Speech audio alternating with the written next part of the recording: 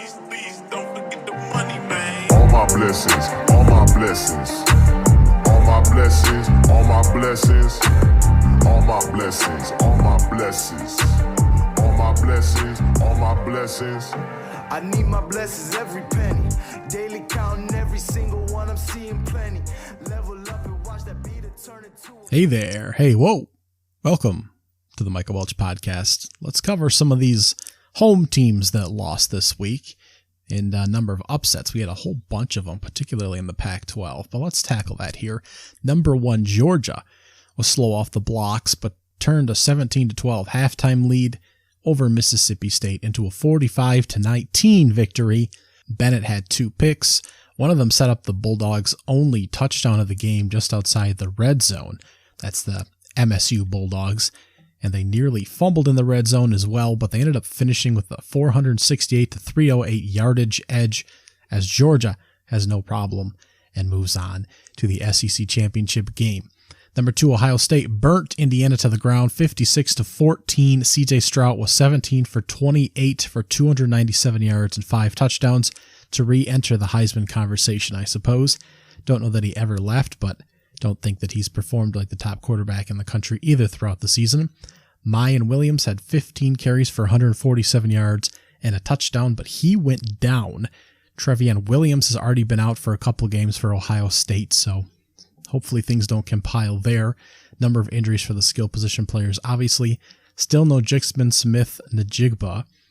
Now, Dallin Hayden had 19 carries for 102 yards and a touchdown with Williams going out. He's still a great back there, so just as I've stated, 3 deep there. No surprise there for Ohio State.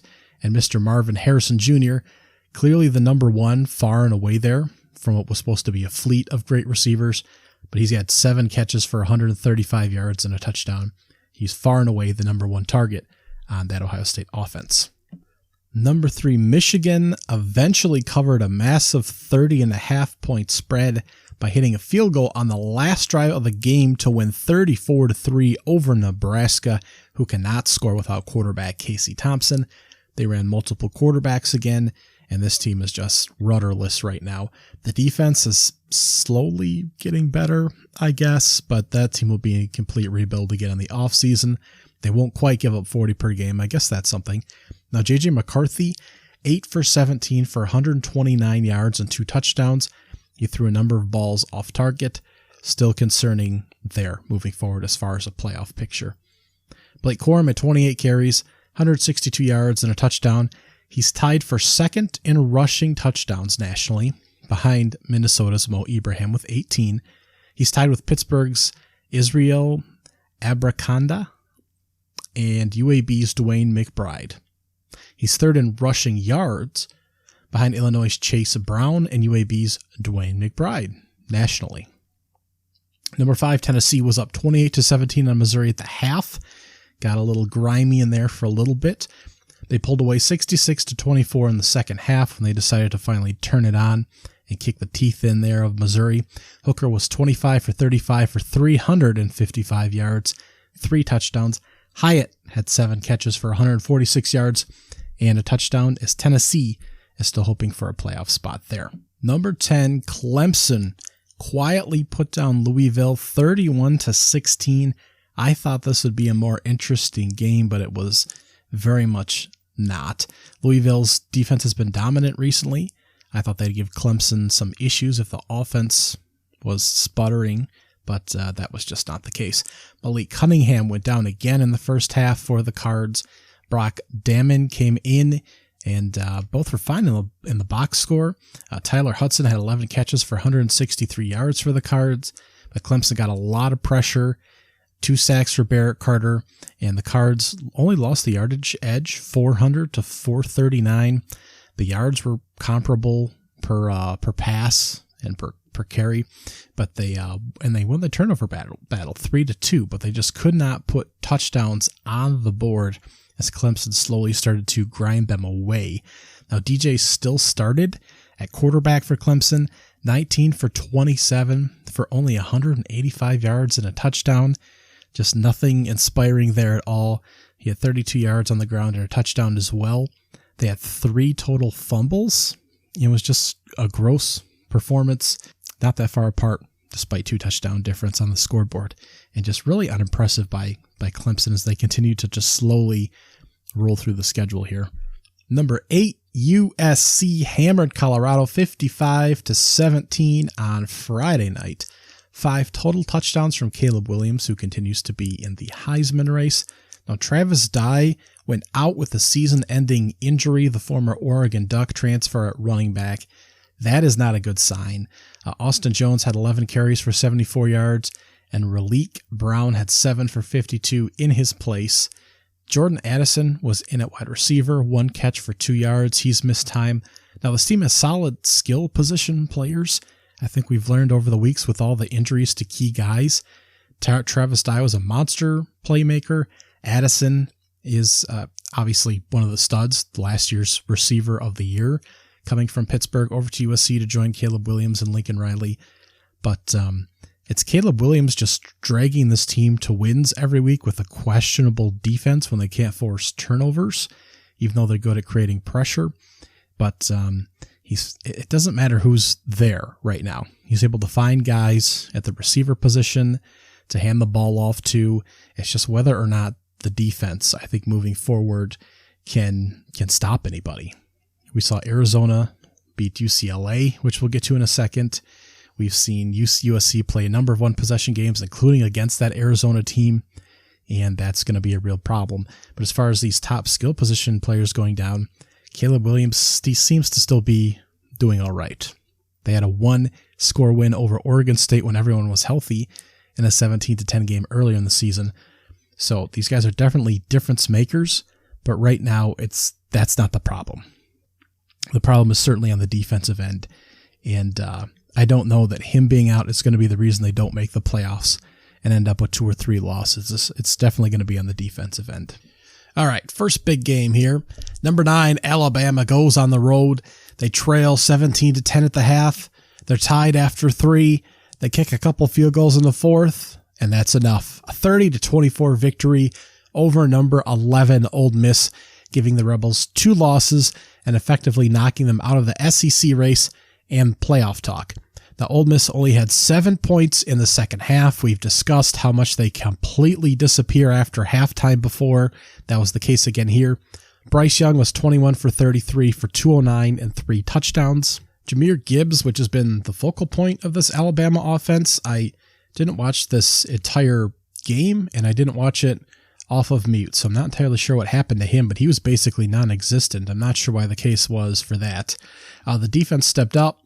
The Rebels ran the ball 49 times, as they like to do, but for only 3.9 yards per clip. Now, Quishon Judkins still had 25 carries for 135 yards and 2 touchdowns. That's 5.4 per clip, so maybe if they just gave it to him 50 times, they would have been okay. But the fact is, he's still a freshman there out of Pike Road, Alabama, getting maxed out, and he just wasn't able to carry them to victory, unfortunately. Jackson Dart put the ball in the air 31 times, which is not what they want to do. He did have 212 and a touchdown.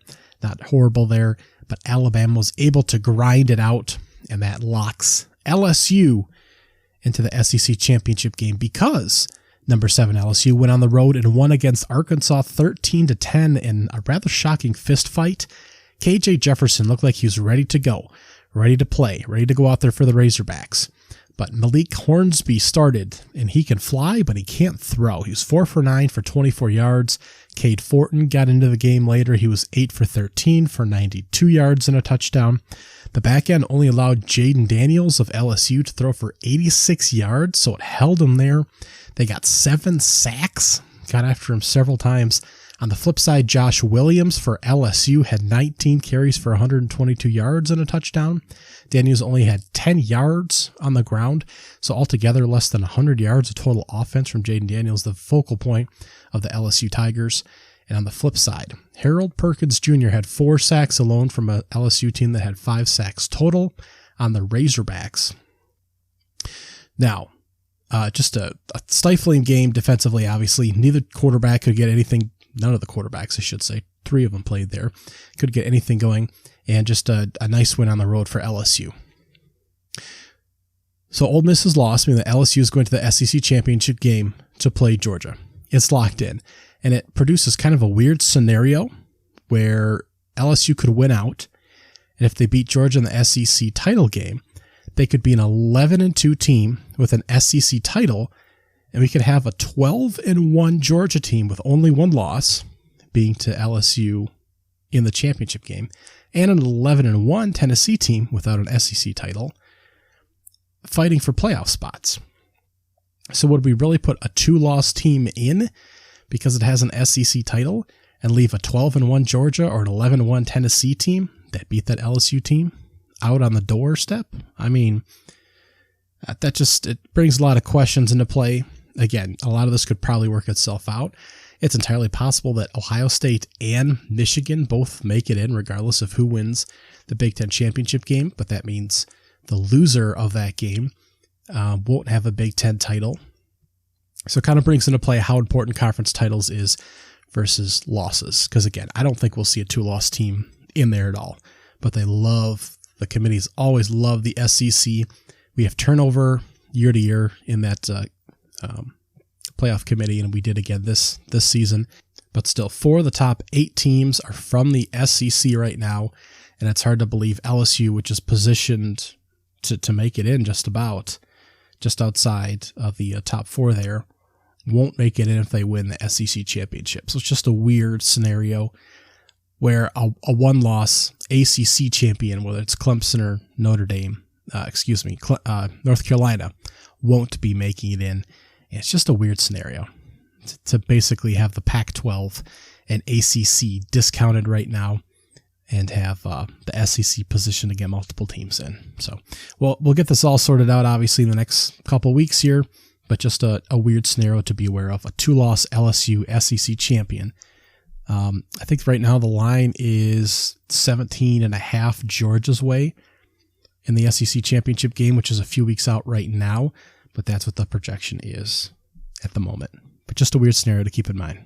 Now, number 4, TCU wins in Austin, Texas, 17-10 in a shocking defensive battle. It was 3-0 at half. Miller had a 75-yard touchdown run to put the first touchdown on the board in the third quarter. He finished with 138 yards total for the Horned Frogs. Quentin Johnston was in the game. He only had 3 catches for 66 yards and a touchdown, but looked good in those 3 catches. Max Duggan was 19 for 29 for 124 yards and a touchdown. Now, he was sacked 5 times as the Longhorns defense got after him there. Don't forget Gary Patterson, who was fired from TCU, or resigned, or forced out, depending on how you look at it, I suppose, after a couple decades there at TCU as the head coach after last season, and he's now a defensive specialist over there for Texas on the defensive side of things, I believe is his special title there. I don't believe he's on the sidelines or in the booth, but he's got some kind of special title on the defensive side of the football there, so he was certainly happy, I'm sure, to get his defense hyped up for this ball game, going back and playing TCU. And they certainly did. Again, 5 sacks for Texas, and they had pressure on Duggins all day.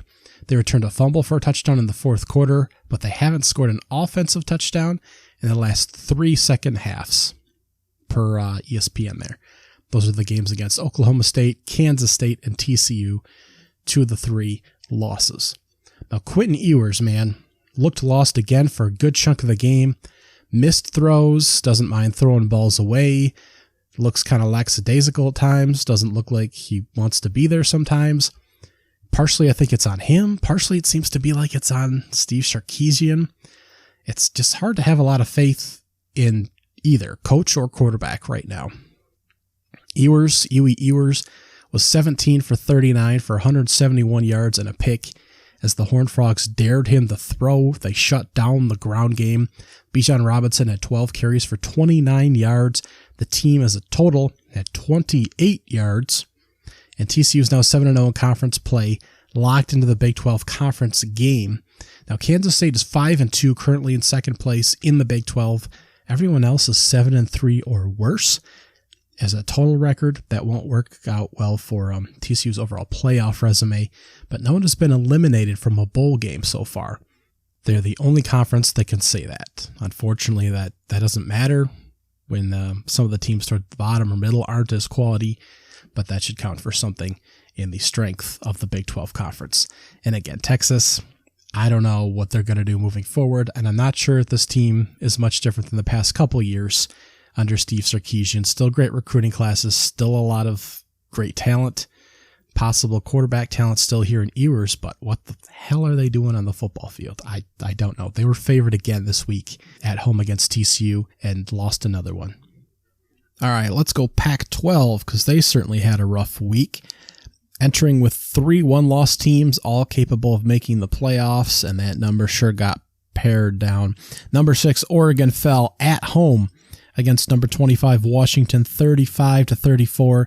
Fewer points than we expected, particularly after a 13-10 Washington halftime lead, but it opened up in the second half with a 35-point third quarter.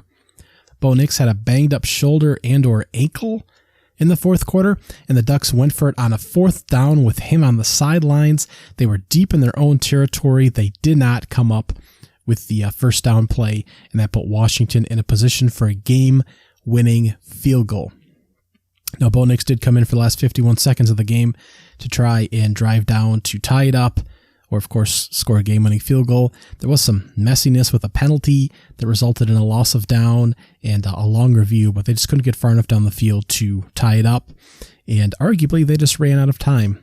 They didn't lose, as the saying goes, but these teams combined for 1,100 yards of offense. Both were efficient on third down. Neither could stop the pass, but we knew that coming in. Oregon was 3 for 4 on 4th down.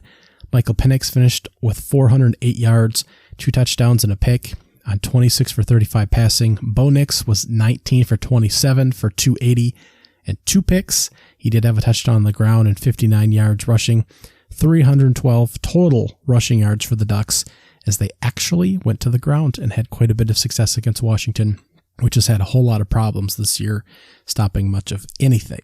So this wasn't really a shocking result. I think the general narrative was that Bo Nix is just great.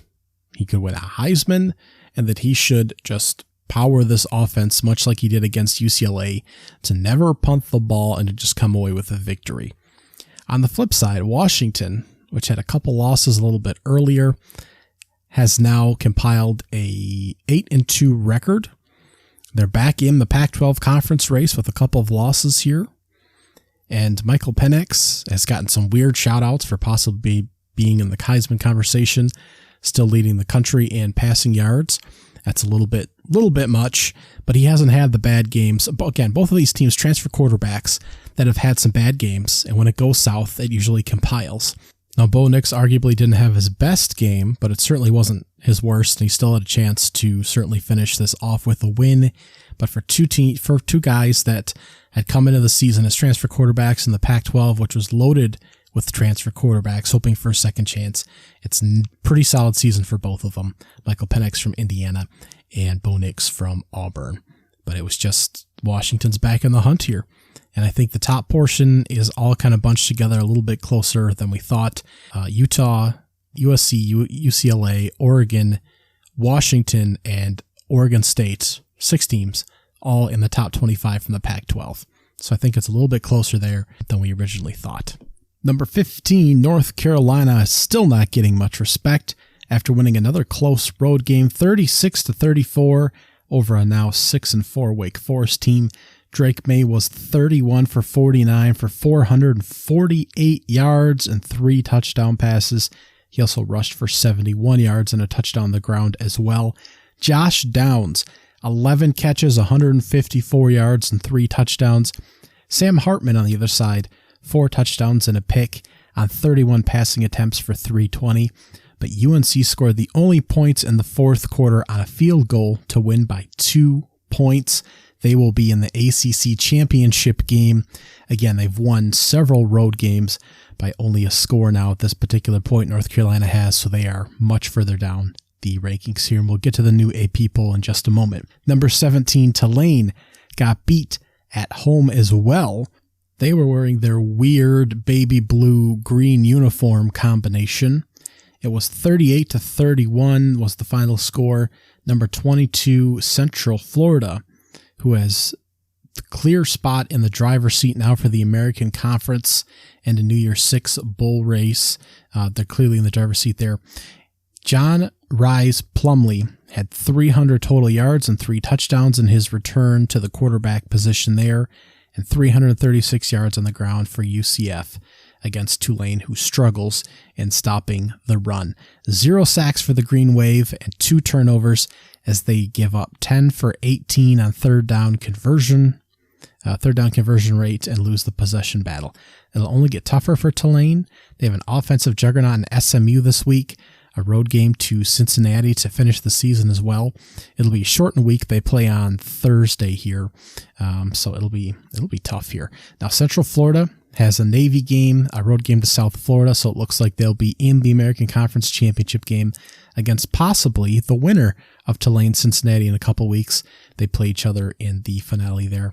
The Knights have now beaten both in the regular season, so they've locked their spot up in the Conference Championship game, and they look like a really good football team.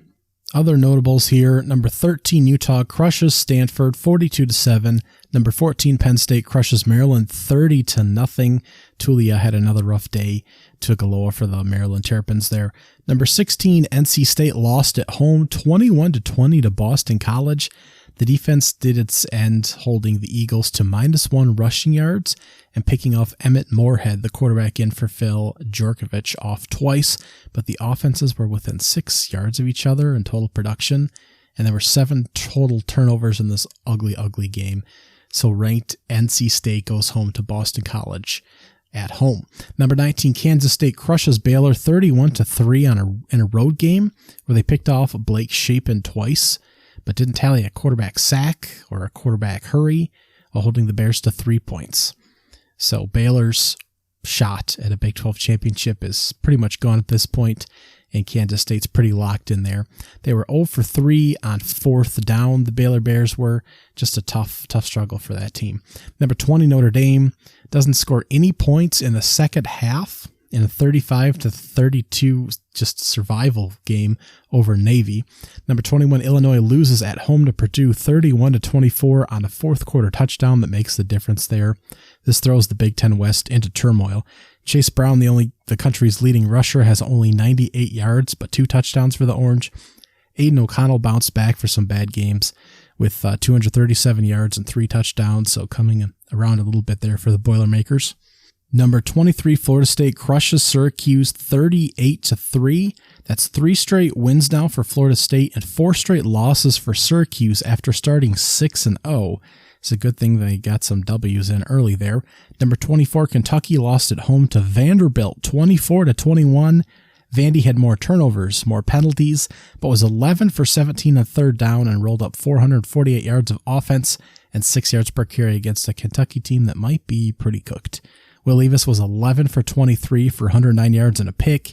Chris Rodriguez had 162 yards at 9 yards per carry and 2 touchdowns, but this team was supposed to be like a good defense and a future NFL quarterback, and right now it's Chris Rodriguez at running back in a defense that kind of mutes opposing offenses but doesn't shut them down. They're 2-4 in their last 6 games. Not great there for the Cats. Couple other notes: UConn beat Liberty 36-33 in a battle of Jim Mora versus Hugh Freeze, 2 coaches that may have battled as UCLA versus Ole Miss in past years, but Moira pulled the upset and is UConn bowl eligible at 6-5. He may be looking at another job, another step up in the future here in his coaching career. Liberty, with loss number 2, is basically out of any wonkiness that may have gotten them to New Year's 6 bowl game. It was basically the winner of the American Conference, Notre Dame, Liberty, or Coastal Carolina with the best shot to make it to New Year's 6 game. Coastal Carolina lost starting quarterback Grayson McCall, but still won 26-23 over Southern Miss to move to 9-1 on the season. And with Vandy's win over Kentucky, the loser of Texas A&M and Auburn last week was going to have the worst record in the SEC. So exiting the weekend with Auburn pulling out an awful 13-10 win over Texas A&M, the Aggies, who were a preseason top 10 team, are now 3-7 and the worst team record-wise in the SEC. So the playoff rankings aren't up yet as of time I'm recording this, but the AP poll is. The top 5 have remained unchanged. Georgia, Ohio State, Michigan, TCU, and Tennessee. No surprises there.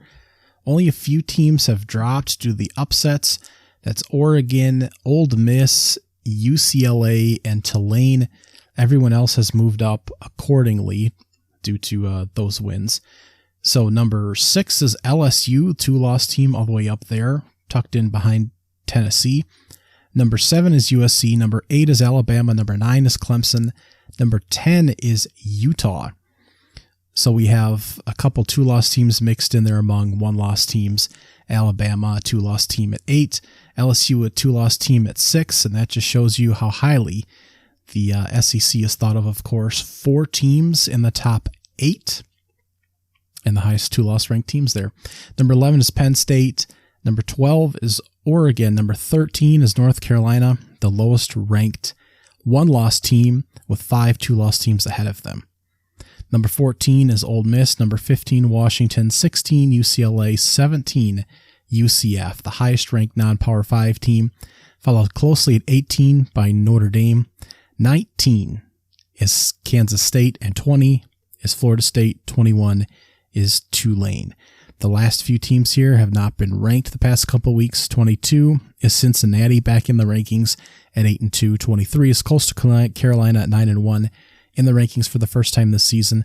24 is Oklahoma State at 7-3 back in the rankings here. And 25 is Oregon State at 7-3 back in the rankings. We now have 5 teams, 5 3-loss teams now in the rankings as we head towards the end of the season here. NC State, Texas, Liberty, Illinois, all falling out of the rankings. NC State and Texas receiving enough votes. They're effectively teams number 26 and 27, followed by UTSA at 8-2 in Conference USA. Troy is 8-2 as well out of the Sun Belt. They're effectively team number, 29. Duke, Liberty, Illinois, all receiving votes. Minnesota, Florida, Boise State receiving a handful, and South Alabama with 1 as well out of the Sun Belt Conference. So I expect the playoff committee to fall somewhere aligned with that. Probably not a whole lot of changes at the top this week.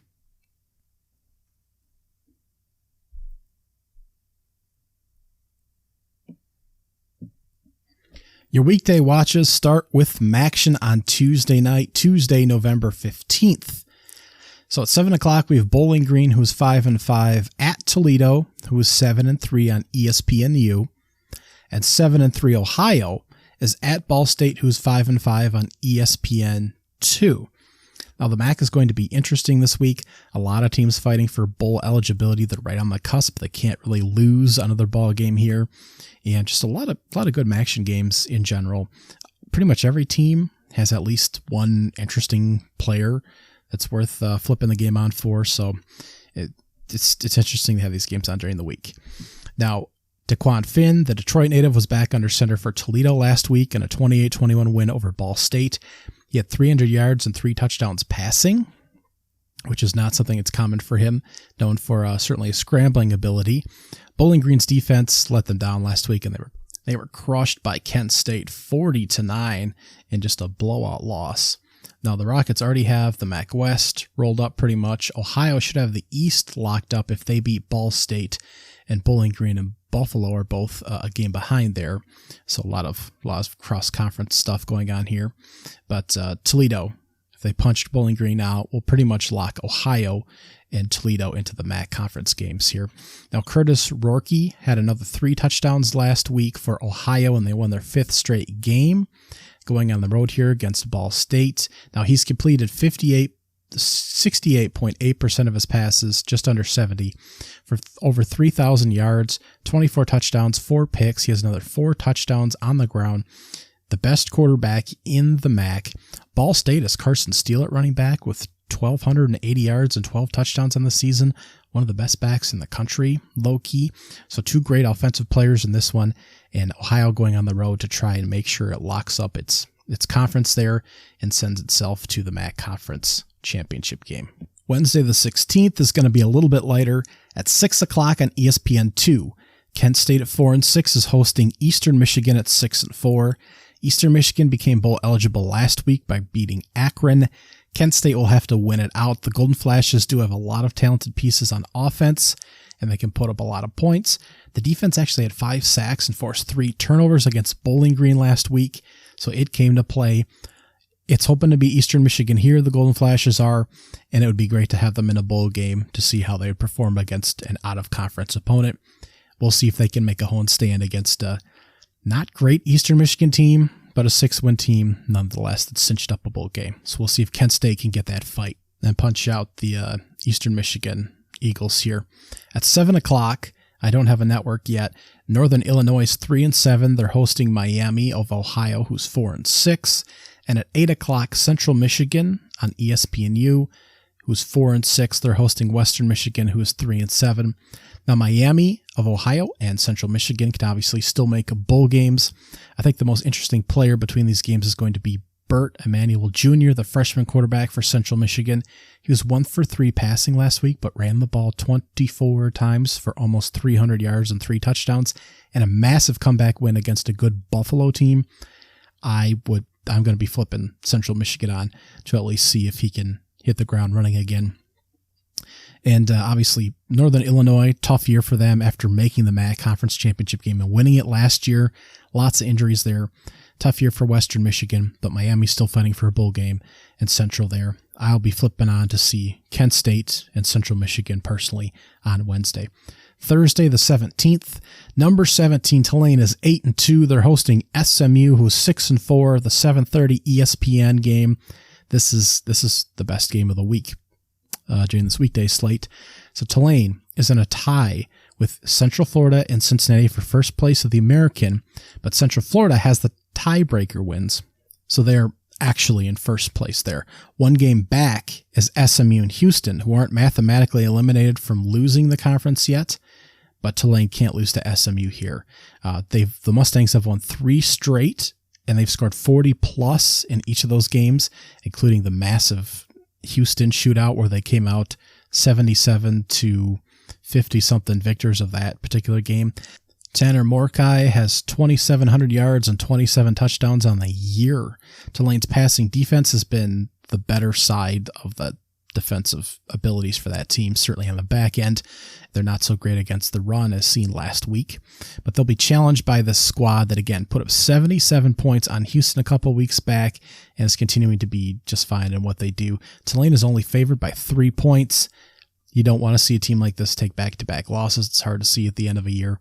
But SMU, behind the number 1 receiver in the country in terms of yardage, and Rashee Rice with 1,167 yards. He also has 77 catches, 15.2 yards per catch, and 9 touchdowns. SMU can beat Tulane here and get itself back into the American picture and really put a damper on what a great season Tulane has had here. This will be a great football game on the Thursday night slate. Friday the 18th, we have 2 ball games, and they're not particularly exciting, unfortunately, and they're late. 9 o'clock, ESPN2, Tulsa at 3-7 is hosting South Florida, who is 1-9. At 9:45 on FS1, New Mexico is 2-8. They're hosting San Diego State, who's 6-4. So we have an American Conference and a Mountain West game here. 3 of these teams aren't going to bowl games, and 2 of them have known that for a while, unfortunately. San Diego State has won 4 or 5 and a second in the Mountain West Division. They don't really have a chance to win, being a game back from Fresno State, and they lost the head-to-head, so Fresno has a tiebreaker. So San Diego State would have to win out, and Fresno would have to lose out in order for the Aztecs to make the Mountain West Championship game. And that is not looking so good right now. So it's just San Diego State trying to win out and make a better bowl game. The offense has been atrocious this season, and they'll have an opportunity to just grab another win here. Again, New Mexico, 2-8, rough year there. Tulsa, 3-7, has been very feisty, but they're playing a South Florida team that's 1-9. It's just not a great selection of ball games here. Before I start the watch guide, my prayers go out to the folks in Virginia and the victims of the active shooter that was out there Sunday afternoon, I believe it was, and who took the lives of multiple students and football players. So please take note of that and the tragedy that happened there. The football game will probably be, either canceled or postponed. Multiple events have been obviously with the loss of human life and a tragedy there. So my hearts go out to those folks. It's unfortunate, but we have some teams that start to kind of peter out towards the end of the year here, whether it's kids looking to enter the transfer portal or kind of giving up on the season. But it's going to be a little bit lighter slate due to how the things are parceled out. We have a heavy late night slate with 7 games starting after 9 o'clock. And some teams just aren't worth mentioning if they're not going to a bowl game.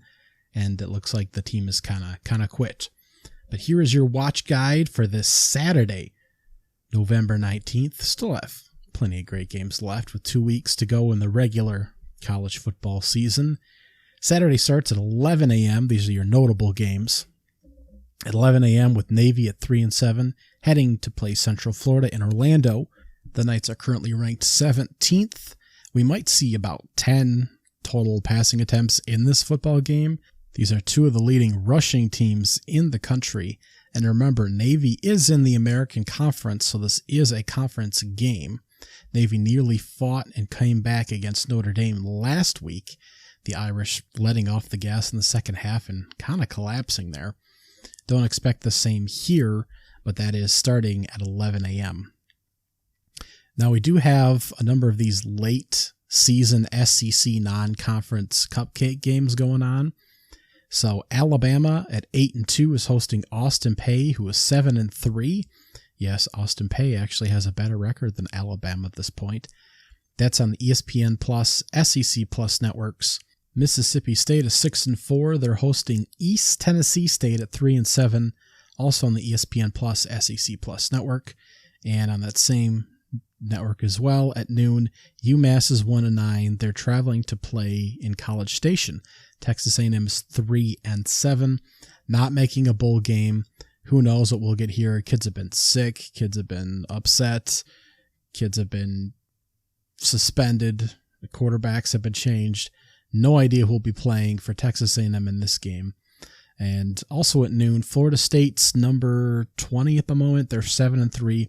They're hosting a 5-5 Louisiana team on ESPN3. Now, Florida State gets Florida at home next week, and this team could surprisingly hit 9 wins on the year, push for 10 wins with a bowl game. FSU, a great offense there, top 15 in the country right now. It might be top 10. I don't have it in front of me, so they'll be hosting Louisiana. Army at 3-6 will be hosting UConn, who's 6-5 on the CBS Sports Network. As Jim Mora pushes his team towards 7, maybe 8 wins with the bowl, doesn't seem very likely, but neither did getting to this particular point. Liberty is 8-2. They're hosting Virginia Tech, who is 2-8 on ESPN Plus. The Flames are only 9.5-point favorites at home against this Virginia Tech team that has lost 7 straight games, 4 of them by 16 or more points. Liberty currently has 0 wins themselves over teams with a winning record, but 5 of the 8 teams they have beaten are sitting perfectly at 500. They are 5-5 on the year. So just a mediocre team here, not favored by a lot over a bad football team. Nebraska's 3-7. They're hosting 5-5 Wisconsin on ESPN. If Casey Thompson is out again and not playing, this game isn't even worth watching. I don't know how Nebraska's going to put any points up on the board. Wisconsin was slapped by a horrible Iowa offense last week. They turned the ball over 3 times and somehow was blown out of that game 24-10 after they looked like they were starting to bounce back. But they're 13-point favorites on the road here, and this is just not a game that I'll be watching. Purdue, 6-4, hosting Northwestern, 1-9 on FS1. Still the only team that hasn't won a game in the United States. Michigan State at 5-5 is hosting Indiana, who is 3-7 on the Big Ten Network. You tell me what you're excited to see in that game, and I will disagree with you. Finally, some of your flip over games, some of your middle tier games, some of the games that are worth watching on your television screen. Number 3, Michigan is 10-0. They're hosting Illinois, who's currently 21st, and is 7-3 on ABC. I don't think Michigan will be looking ahead, but it certainly helps that Illinois is traveling to Ann Arbor They're on a 2-game slide where the offense has been an issue, and now Chase Brown, the country's leading rusher, might be out with a leg injury. So all those things certainly help Michigan, who is not going to have to do a whole lot to win this football game, presumably, especially if Brown is out. Now, it could be a good test for J.J. McCarthy if he's getting pressure from the interior of this defense, if he has to throw against a better secondary here. I thought that Illinois could give Michigan some problems potentially if they played in the Big 12 championship game, but this is just not a favorable setup for Illinois at the moment in this particular game this upcoming Saturday. But it's worth checking out to see if Michigan is able to get off to a real start and to really put some points on the board and win this game comfortably, or they're just going to poke around and wait for Ohio State next week, because there's a point where you thought Illinois might actually have a shot against Michigan. Now, I also have Vanderbilt, who's 4-6, hosting Florida, who's 6-4 on the SEC network. Now, it's very thin here in the noon slate. This is more because Anthony Richardson looks like he's slowly coming along. The running back duel that they have in the backfield there is top flight. This is looking like a team that's really going to push Florida State next week. Could look good in a bowl game. Is going to look good next season. It's just really building towards something here. Vanderbilt might give them a bit of a challenge here. They beat Kentucky last week and just look like a better football team than years past.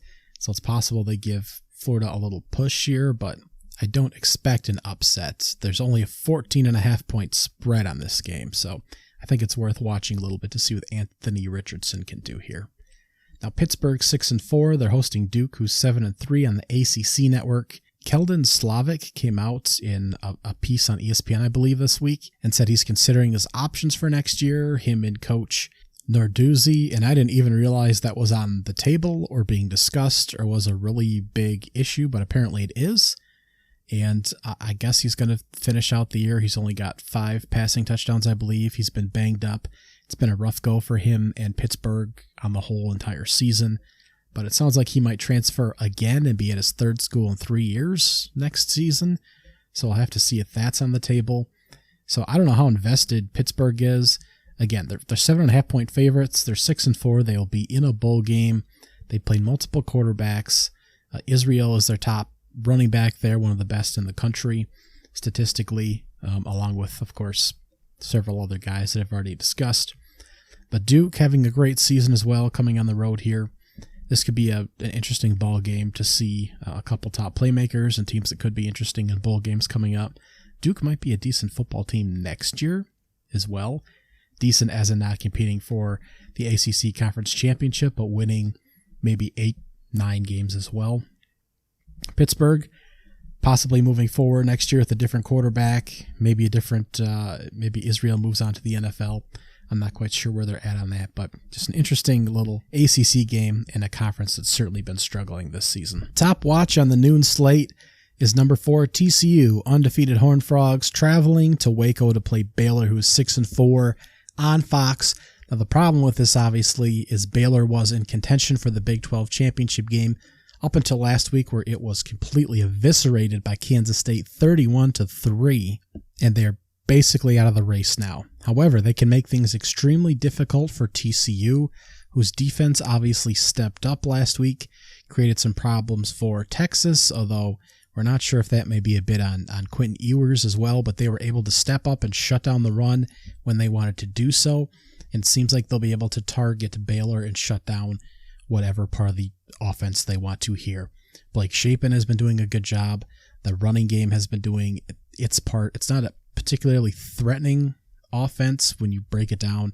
They have been able to put some points on the board as an overall functioning unit, but there's no individual piece that seems to be particularly threatening there, and Kansas State was able to certainly take him down last week. So I don't know that TCU is going to struggle. Always dangerous going on the road. Of course, we saw a number of home teams lost, as we just covered last week. But this is, of course, playoff ramifications. Everything's on the line here. TCU is already going to make it to the Big 12 championship game, but will they be able to make it through Waco? Quentin Johnson should be healthy. He played at 3 grabs in the last game. Max Duggins, you assume, will be able to kind of recover there, and will this team be able to move the ball on Baylor. It certainly seems like it, but we'll be able to see if there's any disruption in Waco at noon on Saturday. Horned Frogs are only favored by a field goal at the moment on the road. Your afternoon slate is filled with notable games, but not a lot of top watches here.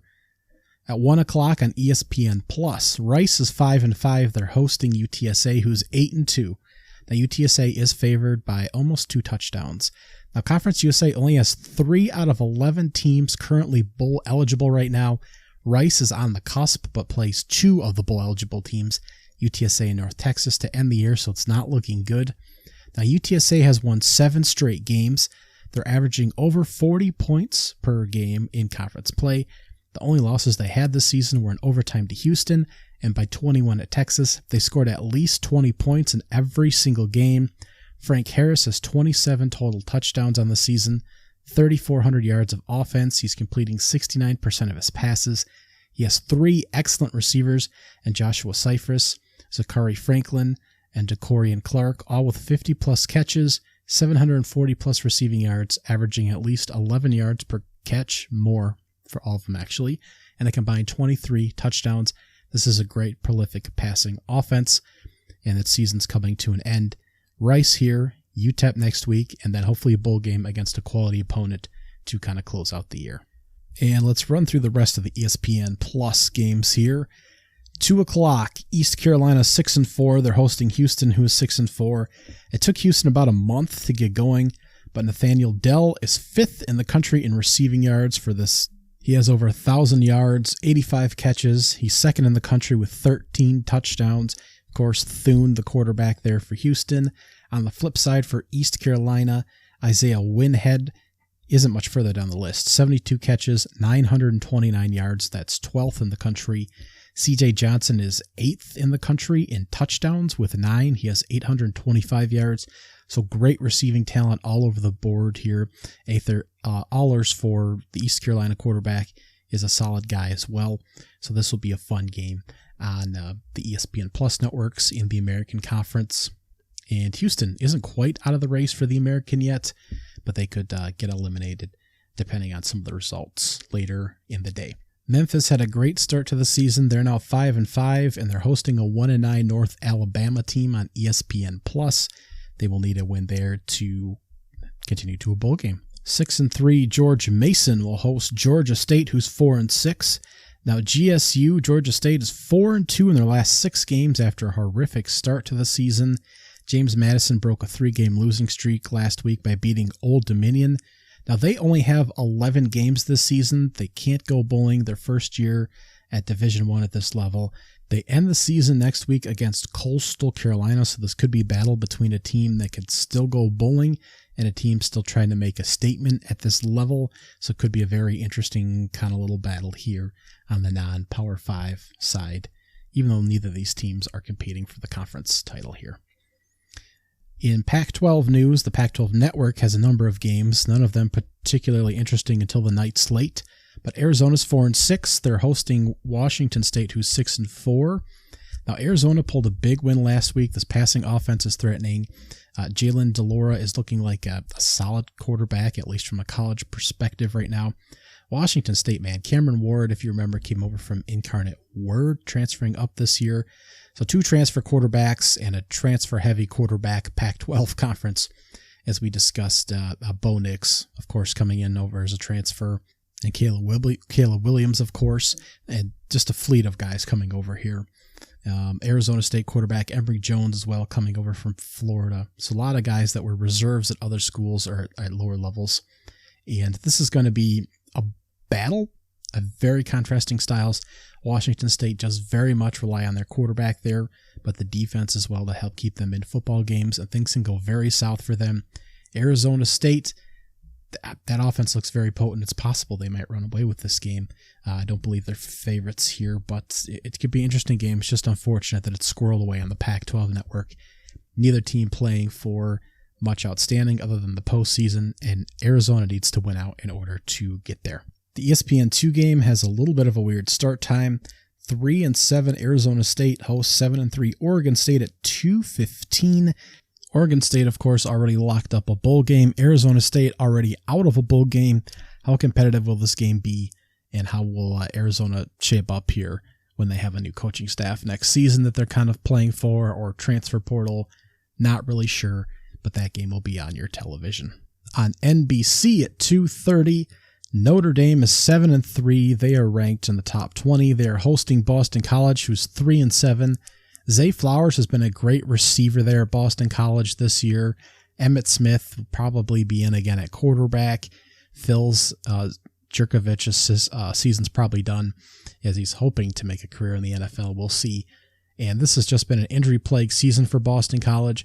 They did manage to beat NC State last week in a bloody, awful game, and they're not going to have much of a shot here against the Notre Dame team, which is just not very good, but can certainly run the ball and be very physical, and that's going to cause problems for Boston College, which has had a lot of injuries in the trenches this season. 3:30 is also going to see all the top Sun Belt teams playing. ESPN Plus has Troy at 8-2, hosting Louisiana Monroe at 4-6. The NFL Network has Southern Miss at 5-5, hosting South Alabama at 8-2. ESPN3 will have Virginia at 3-7, hosting Coastal Carolina at 9-1. Virginia's only a 1.5 point favorite there. Actually, a little surprised it swung that way. Now, Coastal Carolina is leading the Sun Belt East. Troy is ahead of South Alabama in the West because they beat them in the head-to-head battle 10-6. So it's very close there, but these are the top three Sun Belt teams all playing in the 3:30 time slot. Again, Coastal Carolina playing on the road. It is not a conference game, but still an interesting matchup. Anyways, South Alabama playing on the road, Troy at home in a conference matchups there. And this is just some notable games here.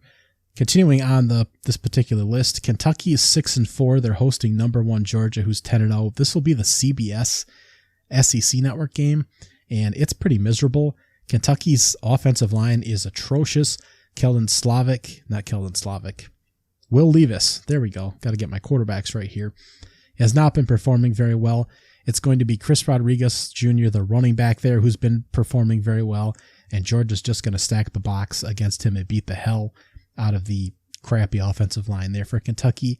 I don't know what the line is here at the moment, but I think Georgia's going to win this game by at least 4+ touchdowns, 30+ points. They're going to beat the hell out of Kentucky. They have no shot in this football game. That's why it's not even in my mid-tier channel flipping games. The Big Ten Network afternoon game at 3:30 is Rutgers at 4-6, hosting Penn State, who is 8-2. Penn State may be slowly moving to freshman Drew Aller at quarterback. Maybe. We saw him a little bit last week. Now you start to put all these good teams on the road, and one of them's going to lose, certainly. But I'm not sure that it happens here either. Penn State's only lost to Michigan and Ohio State. Maybe if the offense sputters a bit, but Nicholas Singleton had another couple touchdowns and over 100 yards rushing last week in a nice win for Penn State. I'm not sure that they lose on the road here either. Louisville 6-4. They're hosting NC State, who's 7-3 on the ACC network. This is almost a watchable football game, but MJ, the new quarterback in for the Wolfpack, didn't look good last week in the Boston College loss. Billy Cunningham might be out for Louisville again. This is just not an appetizing game. The over-under is 45.5, and that might be too high with quarterbacks not playing well or quarterbacks out, relying on these defenses here. The Fox afternoon game at 4 o'clock is Minnesota at 7-3, hosting Iowa, who is 6-4. Now, Purdue, Illinois, Iowa, Minnesota are all 4-3 in the Big Ten West, but Purdue is the division leader, I believe, right now. Now, neither of these teams, Minnesota or Iowa, are out of the race yet. Iowa's offense reverted to its awfulness again last week. They only had 146 yards, but they forced 3 turnovers and won their 3rd straight game, 24-10 over Wisconsin. That's just astounding, really. The Gophers have also won 3 straight games behind Mo Ibrahim, who had 179 yards and 3 touchdowns on 36 whopping carries last week, as they are trying to just run the wheels off of him. Backup quarterback again, 7 completions. Tanner Morgan might be out. These 2 quarterbacks might combine for 12 completions on 20 attempts. It's just a freaking dumpster fire, and just a game you don't really need to be watching, honestly. Also in the afternoon here, Temple is 3-7. They're hosting Cincinnati, who is 8-2. ESPN Network, ESPNU at 4 o'clock. Cincinnati can still make the American Conference Championship and possibly a New Year's Six bowl game. It's still on the table. They have to beat Temple this week. Tulane next. That's the big one on the road. Then they can make the American Conference Championship game and worry about Central Florida there. It's still on the table. Quarterback play with Bryant there, a little iffy. I still got a good defense, but man, have trouble really pulling away from football teams here. But Cincinnati at Temple, Bearcats should be able to win that one. Also at 4 o'clock. Auburn is 4-6. They're hosting Western Kentucky, who's 7-4 on the SEC network. Auburn doesn't have a quarterback. The Hilltoppers do. They have a Division III quarterback who's quite good in Austin Reed, one of the best passing attacks in the country. Auburn's only favored by 5.5 at home here. This could be a sneaky, guilty pleasure to watch to see how Western Kentucky does against a SEC school. Even if it's a team that's struggling and going to be switching coaching staffs, it'll be interesting to see if the Hilltoppers can move the ball and score and possibly beat this team at their own place. This is borderline a flip-over game for me. I might actually promote it to that section because I like to watch the Hilltoppers personally. My middle tier or channel flipping games in the afternoon slate include West Virginia, who's 4-6, hosting number 19 Kansas State, who's 7-3, at 2 o'clock on the Big 12 and ESPN Plus networks. Unfortunately, not as accessible there. Now, Kansas State has surprisingly shut down Oklahoma State and Baylor this season, just completely blanked them. Only 3 points given up to Baylor, a field goal there last week. Now, West Virginia has beaten Baylor as well this year, and they beat Oklahoma, ending a 3-game slide last week, 23-20. So they're still fighting to make a bowl game at 4-6. Now, Kansas State, again, Adrian Martinez back in the game. They're looking like a team that's still in the Big 12 conference race themselves. So this could be a very interesting game between a team trying to win a conference title and trying to get to bowl eligibility on the West Virginia side. I would not underestimate what the Mountaineers can do. And Kansas State, Deuce Vaughn's still over there, 100 yards again last week. Are we eventually looking at a Kansas State and TCU rematch in the Big 12 championship game? This is the first step towards heading there. West Virginia, keep an eye on them at making a homestand here. Now, number 2, Ohio State, 3:30 ABC. They are on the road as well, heading to Maryland, who is currently 6-4. Tua has been awful for the past 3 weeks. He was banged up prior to that. Just a tough road for Maryland, who's falling off a cliff. But Ohio State has Michigan next week. This game could be a blowout.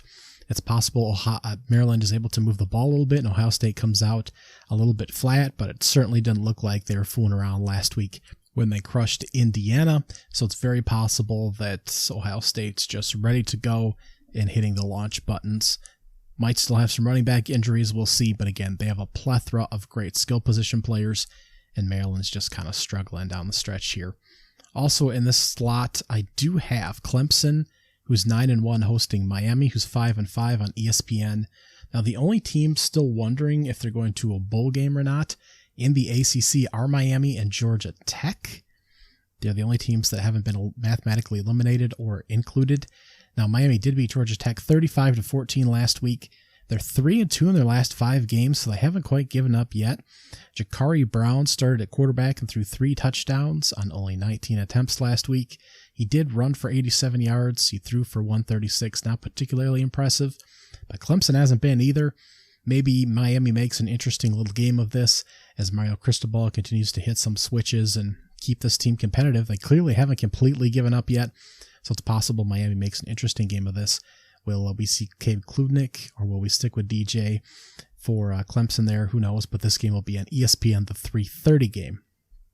Now, the other game I'm interested in, FS1, 3:30. Kansas, who's 6-4, is hosting Texas, who's 6-4. Not sure if Jalen Daniels is going to be back for Kansas, but Bean has done a good job there. Kansas has lost 4 of 5, but Bean's looked pretty good, accounting for 4 total touchdowns last week and a loss to Texas Tech. Devin Neal had 190 yards at 7.9 yards per carry against a good Texas Tech run defense, so they have pieces there, but again, the defense is atrocious. Would Jalen Daniels even make a difference at this point? I'm not particularly sure. It's just too bad he's not playing right now, and he is probably out for the year, despite reports that were dismissed when he went out like 5 weeks ago, and we still haven't seen him. So interested to see this game. Interested to see if Quinn Ewers is interested, quite frankly, on the road in the game here. And Kansas has been a fun ride this season. And I don't have any top watchable, like must-watch games here in the afternoon slate, so you're going to have to tell me which game you think is most interesting. Again, I have Kansas State at West Virginia, Ohio State at Maryland, Miami at Clemson, Texas at Kansas. I'm going to be watching a little bit of Western Kentucky at Auburn, and just kind of flicking around and see if anything else is even particularly close in the afternoon slate. Now, the evening slate is thin, but it has good games. Some of the notables to start out with: Georgia Southern's 5-5. They're hosting Marshall, who's 6-4, at 6 o'clock on ESPN+. Just a couple of teams. Georgia Southern going for bowl eligibility. Very prolific offense they run then in there. It'd be interesting to see them in a bowl game matched up against a team out of conference to see what kind of damage they could do. At 7 o'clock, Iowa State's 4-6. They're hosting Texas Tech, who's 5-5 on FS1. Now, we have no teams out of the Big 12 that have been eliminated from bowl contention yet. These two teams are possibly steering that down right now, along with West Virginia in the earlier slate. Iowa State still has a great defense. They're actually favored by 3.5 in this game, as Texas Tech, despite putting up a number of points last week, is still playing, musical quarterback there and is not really a reliable offense on that side of the ball, despite the fact they run a lot of up-tempo and have that potential. But Iowa State's defense is well trusted and certainly has potential to win here. This is an interesting kind of off-the-radar game on the night slate. Staying on the night slate is this Oklahoma team, which has now lost 2 games by a field goal each to West Virginia and to Baylor. Tough draw there for Oklahoma, who's now 5-5, and hosting Oklahoma State, who is 7-3. This is the 7:30 ABC game, which is now, rivalry game, but it's now a little bit of a sour taste, as Oklahoma's fighting just to make a bowl game at this particular point, and Oklahoma State has gone on a horrible skid.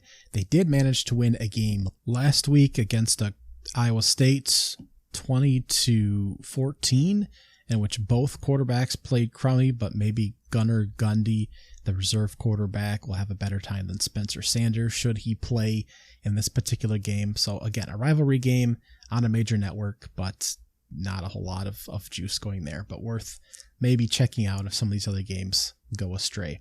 The last game I have here is at 8 o'clock. Wake Forest hosting Syracuse. Both teams are 6-4 on the ACC network. And wow, did this go from 0 to 100 real quick, huh? Both teams have taken a terrible tumble. Wake Forest looking uneasy, lost several games in a row. Syracuse has lost several games. Just a tough beat for both of these football teams who are reeling right now. They'll be in bowl games, but one of them's going to take another loss here. Just a very difficult struggle for both of these teams at this particular point after being quite good early in the season. So at ACC Network, Wake Forest and Syracuse, should you want to watch those two teams. Now, my actual flip over games that are really worth having on your television. Number 13, North Carolina's 9-1. They're hosting Georgia Tech, who's 4-6. This is 5:30 on ESPN2. Now, Georgia Tech, I just realized, is down to the third quarterback. It's possible this game could go sideways real quick, but we know how bad North Carolina's defense has been. They're within a touchdown in every single game. Drake May, of course, has been must-watch television, and they're still on track to make it to the certainly the ACC championship game, but maybe the playoffs, although they're on the outside looking in right now. But they have to beat Georgia Tech here, who's fighting for bowl eligibility, which would be great. After all they've gone through this season, they must win at home over Georgia Tech. At 7 o'clock, Boise State is 7-3. They've been getting a lot of hype about how well improved they have been in the Mountain West Conference, despite the fact they've been rolling over some really bad football teams. Wyoming is a shocking 7-3 as well. They'll be the host for this game on CBS Sports Network at 7 o'clock. Boise's favored by 2 touchdowns on the road.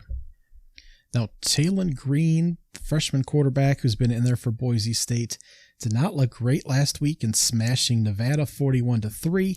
He was 11 for 22 passing for 218 and a touchdown. He had 22 yards and a touchdown on the ground. He is a dual threat. The Broncos have really been getting by on their defense, which has been playing outstanding. Wyoming has been playing pretty close in a lot of games. They've won 4 straight, and they're just not really great on either side of the football, quite frankly. 14-13 win over Colorado State. 27-20 win over Hawaii, 28-14 over Utah State, 27-14 over New Mexico. Boise State is rightly favored by a nice margin here, but I'm just saying neither of these teams are particularly dominant. If Wyoming does manage to win here, they'll actually take the lead in the Mountain West Mountain Conference standings to possibly make the Mountain West Championship game. They'll be a favorite there to make it, which would be astounding at this particular point in the football season. So just worth possibly watching those two teams in an interesting game there. The next game I have on the list is South Carolina, who's 6-4, hosting Tennessee, who's 9-1 at 7 o'clock on ESPN. I fully expect Tennessee to go in there and beat the hell out of the Gamecocks. Not really great on either side of the football. They're now bowl eligible, which is great for them. Will Spencer Rattler still be there next year? Great question. Tennessee turned the gas on, put a lot of points up against Missouri last week, who has a good defense. I expect them to blow South Carolina out of the water in the end result. But again, we have a lot of good football teams on the road, and this is one that could be taken advantage of by a good coaching staff on the defensive side or possibly on special teams. This is a game you can easily flip off of, but keep an eye on Tennessee there on the road at South Carolina. At 7:30 on the SEC Network, Arkansas is now 5-5 after struggling with a backup quarterback against LSU last week. They're hosting Ole Miss, who's currently 14th, I believe. They're 8-2, but Ole Miss is only favored by 2.5 on the road at Arkansas. Razorbacks will hopefully see KJ Jefferson back under center, someone who can throw the football a little bit more. Otherwise, this will be a little bit of a tough game. Both teams just want to run the ball, run the option, and really put a lot of pressure with their front seven. So this will be a very interesting game, I think, from the perspective of will Arkansas continue on a downward spiral, or they'll be able to kind of pick it up and give Ole Miss a good punch in the throat here, or Ole Miss be able to continue towards another amazing 10-win season in year 3 under Lane Kiffin, year 2 in a non-virus year. I think this will be a good ball game, despite the fact that everyone looks at Arkansas's record as 500. The top game is an easy one. Your top watch at 8 o'clock. Number 16 right now, UCLA and USC in the Rose Bowl. Home to both of them. They obviously share the stadium. This is the Fox game, 8 o'clock. This is what you're going to be watching. UCLA had a tough time, obviously, last week. They're 8-2. USC is 9-1, the lone hope for the playoffs right now from the Pac-12 conference. They are 2.5-point favorites right now at home in the Rose Bowl. And this will be a great game. Caleb Williams throwing to whoever's available out there, maybe Jordan Addison, handing the ball off to whoever's available back there, not Dye, who will be out of the game due to the injury he sustained last week. He'll be out for the rest of the season. Whoever steps up on defense, that's great. They're still able to get a lot of pressure from the front seven, but they're giving up a whole lot of yardage and points on the back end. This team will go as far as Caleb Williams can drag them. On the other end, we have Dorian Thompson-Robinson for UCLA, who's been able to just really step his game up this year in his 5th year at UCLA and do damage with his legs as well and throwing the football. But Zach Cabernet has really turned into the workhorse for this team with over 1,100 yards this season, 7.5 yards per carry, and 13 touchdowns. A fantastic job for him. This is going to be another game much like UCLA and Oregon, much like Arizona, UCLA, or any game involving any combination of those teams with USC. Just a whole lot of points, and we'll see who has the ball last. That's quite frankly the breakdown for this particular ball game. Nothing like a great Pac-12 game to cap the night with big stakes on the line to really cap the evening slate there. Now the late night is just wild. It is stacked. That's why the evening slate is kind of late. We have SEC, we have Mountain West, and we have Pac-12. It starts at 9 o'clock on ESPN2. We have number 7 LSU hosting UAB. Now LSU is 8-2. UAB is 5-5. So LSU should pound the Blazers, right? Just beat the hell out of them. Not exactly. 14.5-point favorites is what LSU comes in as right now. The Blazers have been pretty freaking wild. They're only 500, but this is always a competitive football team. They do have one of the best running backs in the country. top 3 in rushing touchdowns and in yardage, of course, as McBride has just been tearing up the Conference USA scene. He has over 1,400 yards, 6.9 yards per carry, and 17 touchdowns. He is the offensive force for this particular team, although Dylan Hopkins hasn't been doing too bad at quarterback. He's not exactly a standout either. The defense isn't horrible for this team, and they can certainly do some damage here to LSU, which has not exactly been ripping it up against some better defenses. Now, 14.5 seems like a weird number for night game in Death Valley when this team is just fired up and ready to possibly break into the playoffs as the first 2-loss team, but this is a game worth keeping an eye on. I'll certainly have it on my television screen. At 9 o'clock, the Pac-12 network has chosen to squirrel away number 25 Washington, who is 8-2, back in the Pac-12 hunt all of a sudden, but they're playing Colorado, who's 1-9. They can happily take that game. Also at 9 o'clock, Air Force is 7-3, but now 3-3 in the Mountain West, and they're completely out of that race. Colorado State 2-8, 2-4 in the Mountain West, one of several teams who's been out of order, had a number of transfers out of that program coming into the season, much like Hawaii, much like Nevada. They've had a lot of turmoil in that conference. Colorado State's been one of those teams. They'll have to take on Air Force at 9 o'clock on FS2. 9:45. Utah State is 5-5. They're now up to 4-2 in conference play. San Jose State is 6-3, 4-2 in the Mountain West Conference play, and they're favored by a field goal here on the road, are the San Jose Spartans. And this has been a solid ball club through most of the year, particularly in conference play. Utah State struggled and has finally kind of gotten up the hill a little bit, and the Aggies are looking for bowl eligibility. Now at 10:30, Fresno State at 6-4 is traveling to Nevada, who's 2-8. Fresno State's won 5 straight games. Frank Hayner's now back. They're looking good, and they're looking to walk into the Mountain West Conference Championship. Well, they'll be favorites there, and it's looking like a good ball club. I can't wait to see who they're playing in a bowl game. They should beat Nevada here. They're over 3 touchdown favorites on the road. It would be a big upset if the Wolfpack were able to certainly compete there. Then they get Wyoming at home. That would be a nice win there, but an interesting game next week, depending on how good Wyoming looks against this Boise State squad. And then the Mountain West Championship game, and then a bowl game. So it'll be interesting to see how Fresno State finishes up. That's on the CBS Sports Network. And then before we tackle the other big 10:30 game here, the Mountain West nightcap at 11 o'clock is UNLV at 4-6 after a great start trying to get to bowl eligibility. They're heading to the island in Hawaii. The Hawaii Rainbow Warriors are 2-9.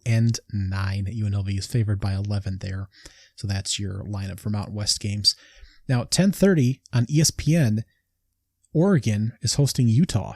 2 8-2 teams, 6-1 in the Pac-12. Both could be in the race here in the mix. Now the college football rankings are about to come out. They're currently 6th and 13th. And just a monster game here. Two of the top games are in the Pac-12 here this week. Neither one figures to be in the playoff race, but both could be in the race for the conference championship and the New Year's Six Bowl.